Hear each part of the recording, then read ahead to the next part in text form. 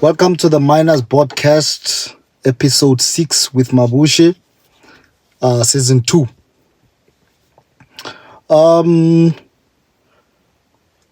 Most of you might be wondering what's happening with our industry, right? I mean, why are we losing jobs per se? Or why is South African mining shrinking? Well, according to reports, we can see that the South African mining industry is indeed in culture. And there's a lot of varieties or a lot of factors that affect that. And it becomes sad even when it becomes like operational problems.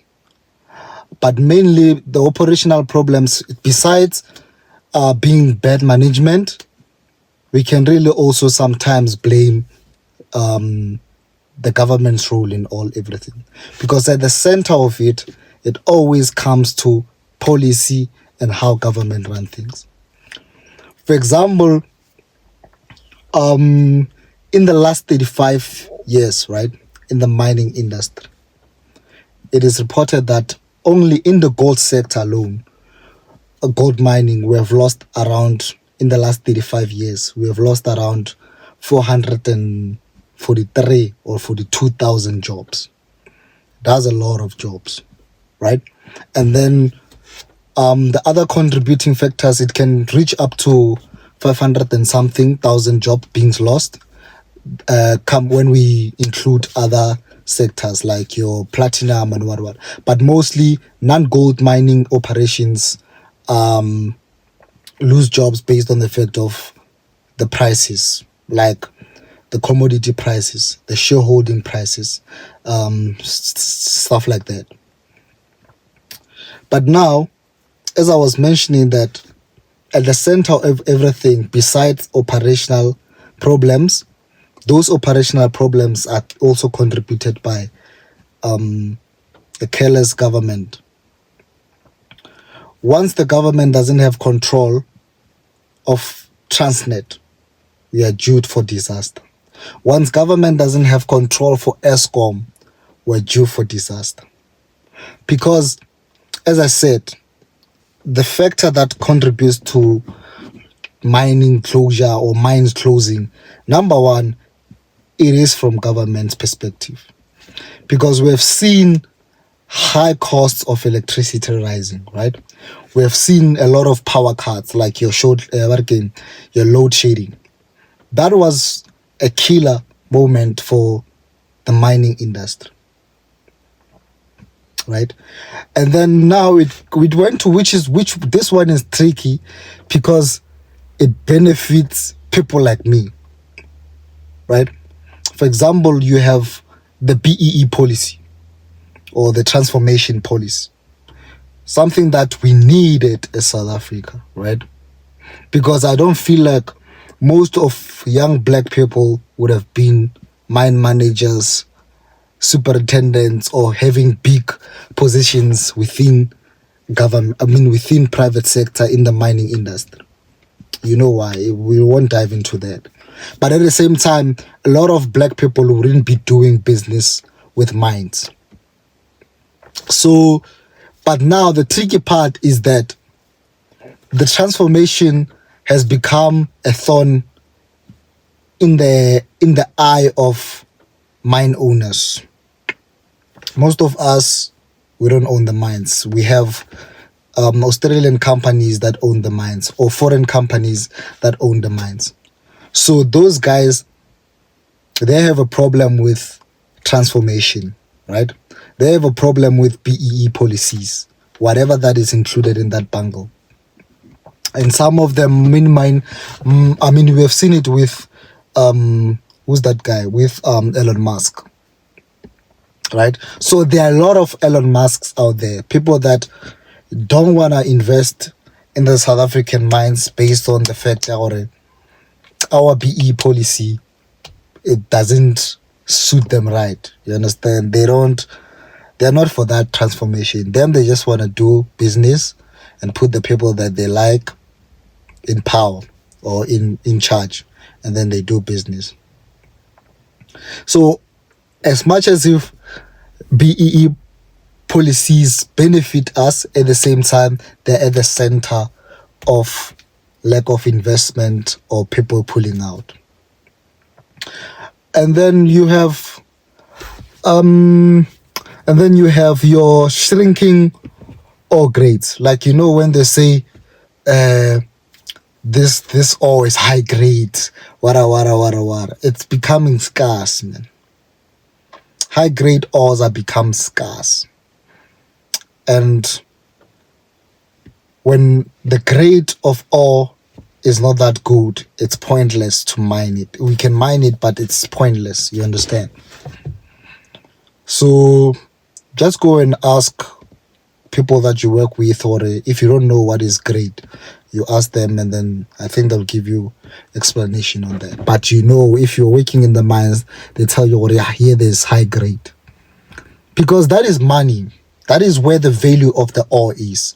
But now we're having a lot of shrinking ore grades.